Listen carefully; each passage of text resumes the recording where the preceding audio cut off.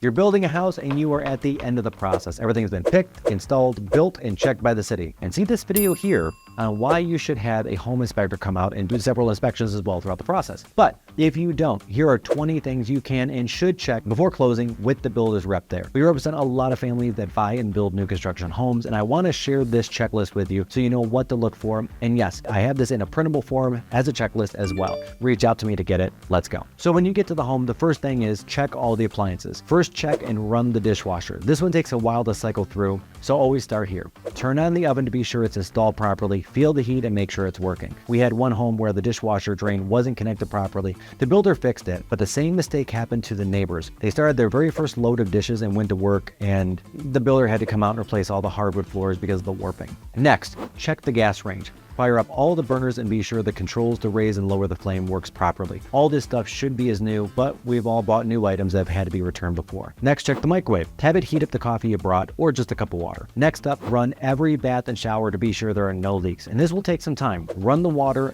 on each for a full 5 minutes. For tub, fill it at least 20% full and let the water sit while you scope out the rest of the house. While you're in the bathroom, check for proper caulking around the tub and any wet areas around the whole house. No cracking or missing caulk because caulk prevents mold, mildew, and rot. Check all the toilets to be sure they flush properly, including using toilet paper in each and every one of them. Take a look at the attic for any signs of moisture. There shouldn't be any in a home this new, and the roof has been on it long enough in the construction process, at least here in Michigan with the weather. If there is flashing issues or missing flashing, those stains will start coming through. Next, make sure the thermostat and the furnace are working. First, set it all the way up to 80 and check the vents to be sure hot air is going into each and every room. After that, put the temperature down to 60 and check the rooms again for the AC coming through just as strongly as it should. Next up, check the faucet in each and every room that has a sink, both the hot water and the cold water. Number 10, be sure every switch in the house is hooked up and working. Check each light and fan switch. The next one is super tedious. Check the plugs in every room. I usually do it with a phone charger. I just watch it go on, start charging my phone, and then move it on to the next plug. Super simple. The windows, open and shut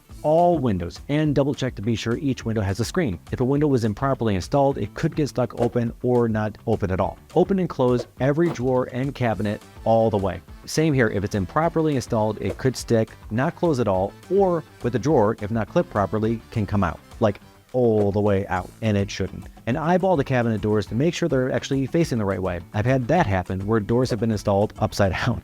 It's a real thing. Check the exterior doors. Open and shut each and every one of them, including the sliding glass doors. Check the locking mechanism and look for light coming in around the door. If it's not installed properly or missing weather stripping, it will. If you see light, have your builder fix it before closing. The two issues here are, first up, it's going to cause your heating and cooling bill to go way up because there's literally a hole where air can go from the inside to the outside. So you're just heating the outside, as my dad would say, leaving the door open. Second is weather and moisture can get in the walls themselves between the doors, causing the door and the door frame to rot and eventually have to replace it way faster than you would have otherwise. Next up, go over the irrigation system with your site rep. In fact, just set it right there. Most commonly, I see rainbirds, so I used to say, yeah, they're all the same, but in recent years, there have been some changes and upgrades to the panels. Easier not to have to hunt down a YouTube video later for your specific system. The garage door, open and close it and check the safety sensor that auto stops and raises the door if something gets in the way of it closing. I've had one where the builder did not install the sensor at all, and three, where the spring itself was entirely missing on the door. No one noticed, like for real. Gutters and downspouts, be sure they're there and the pitch looks right. Another one I've seen is a builder install half, but then stop and did not come back and finish the job for all the gutters and the downspouts. A lot of builders also don't include them as a standard item, but they're important to control the flow of water away from the house. Water is a home's enemy, and while looking up, also look down at the grading of a home to be sure that it's flowing away from the house. It's causing water to push away. Last couple of things that are not necessarily checklist issues is to be sure the builder leaves behind any extra paint, any extra tiles, any extra hardwood floorboards, and also be sure the builder gives you the garage door openers,